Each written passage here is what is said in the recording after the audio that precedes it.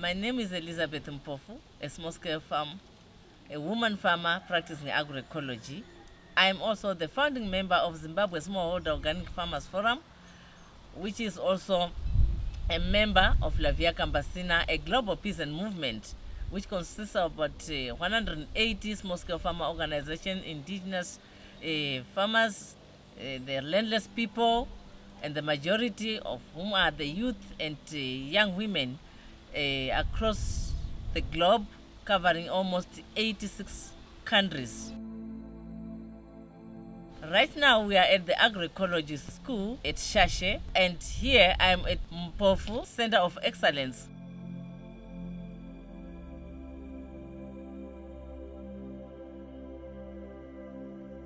When we started, we were very few, we were only 15, but then towards the climate crisis, many communities came and also joined us on the agroecology school.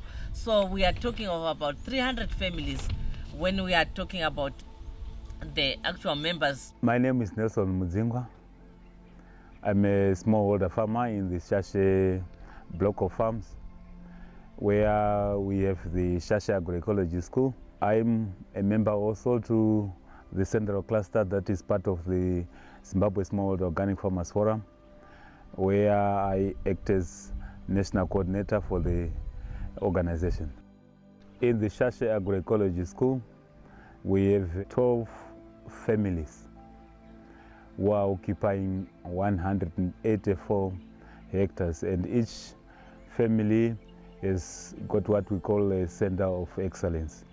And within the center of excellence, it is where we are demonstrating and showcasing many of the practices that we relate to our local processes of producing food and at the same time managing our environment.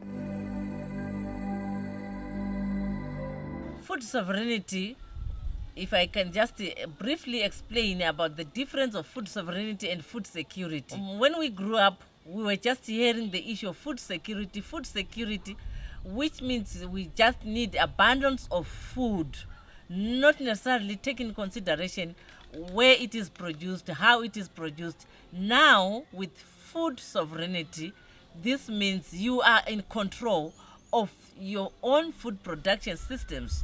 You can also decide on how you really want to produce the food. This is food sovereignty. We don't really necessarily encourage food security. That is why we are really fighting for food sovereignty. We want to produce our own, using our own natural resources, what is surrounding us, and making decisions on how we really want to produce, apart from food security, where we are just being given some food aid which are not really healthy to the people, which are not really, we don't know what they can cause to the healthy system, and we are experiencing so many diseases due to consumption of different foods which come as food aid in our country. So food sovereignty, you are the one who makes decision what to grow and how you want to grow. We produce our own indigenous seeds, making use of our own traditional norms and values. I inherited the type of the food that I'm eating from my parents, and it's what they have also inherited from the past generations. Seed has become one of the core elements of our food systems. Without seed, you cannot produce food, and without seed, you are not able even to generate any form of livelihood, especially being a smallholder farmer like myself. And we have given lots of values over recovering all the local seed diversity, because that's where we're getting lots of the nutrition that we require at the present moment. We need to eat healthy food. So healthy food is only out of the diverse seed resources that have been grown by our forefathers long before.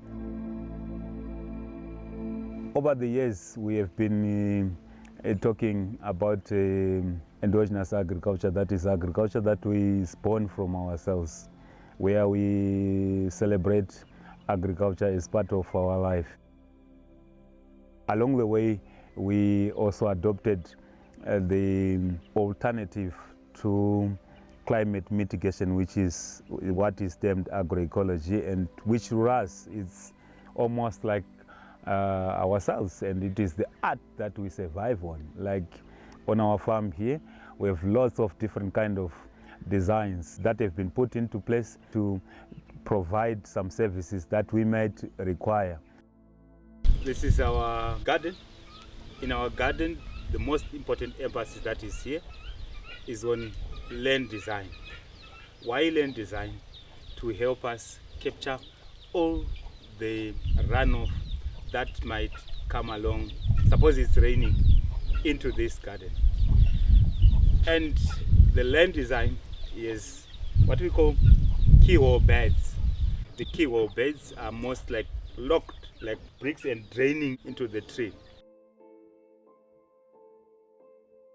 So we have integrated vegetables with fruit trees, which here in technical terms we are talking of agroforestry, where we introduce trees into crops.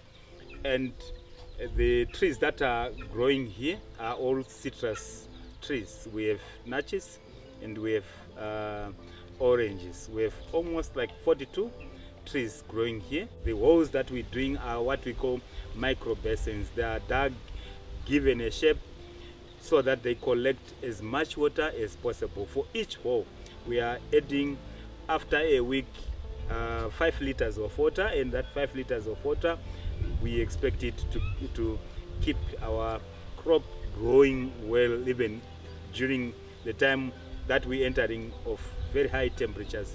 That is not going to be a problem to us. We have also integrated into this maize plot runners like the pumpkins, watermelons, cucumbers, cowpeas, so much that we provide a live mulch, not a dead mulch.